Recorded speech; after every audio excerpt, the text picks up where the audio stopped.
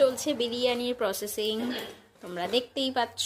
এই যে বলেছিলাম মাংস রান্না হচ্ছে, এখন বিরিয়ানি হবে। লেয়ারে লেয়ারে চিকেনগুলো দিয়ে সব কিছু করা হবে, সেটাই আমি আর আমার মা করে নিচ্ছি। এই যে দেখো,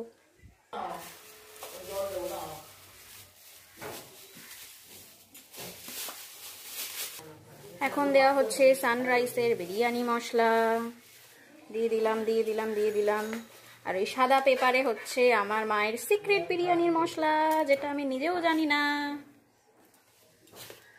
দেখো, মা দিচ্ছে মায়ের সিক্রেট বিরিয়ানির মশলা।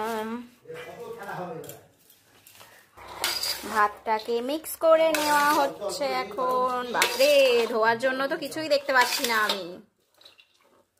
কিন্তু শীতের সময় এই গরমটা ভালোই লাগে, গরমের সময় কিন্তু এই গরমটা নেওয়াই যায় না। আমার মা একটু টেস্ট করে নিচ্ছে যে ভাতের মধ্যে মশলাটা সে ঠিকঠাক মিশিয়েছে কিনা। এই যে ঘি দিয়ে দিল, কিন্তু এরপরে ঘিটা আবার দেবে, এটা জাস্ট অল্প একটু দিয়েছে।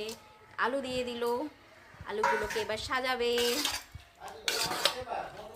আমার মা আবার সাজায় না, এভাবেই সব কিছু মিক্স করে দেয়। ওই যে খুলে গেল, দেখো, লাল লাল ঝাল ঝাল। এবার মা দিয়ে দেবে চিকেন। এই দেখো চিকেন, আর এই টমেটোটা আমার জন্য, কিন্তু মা ওটা এখানে দিয়ে দিয়েছে। ওটাকে ওপরে রাখার কথা ছিল, মা ভুল করে এটাকে দিয়ে দিয়েছে।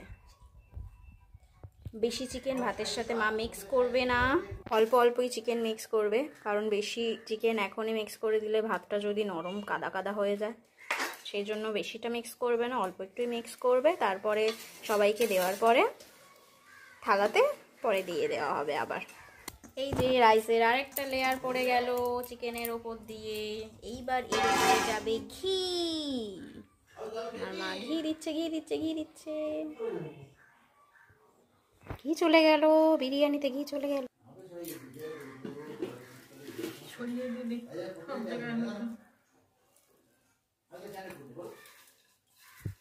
এবার চলে যাচ্ছে বেরেস্তা। বেরেস্তা কি সুন্দর ঝুরঝুরে হয়েছে, তাই আমার মা বলছে। কি দারুণ দেখো বেরেস্তা। এই দেখো বেরেস্তা দিয়ে দিয়েছে, রেডি। এই দেখো, এর তলাতে আছে আমাদের লাঞ্চ, আজকের লাঞ্চ।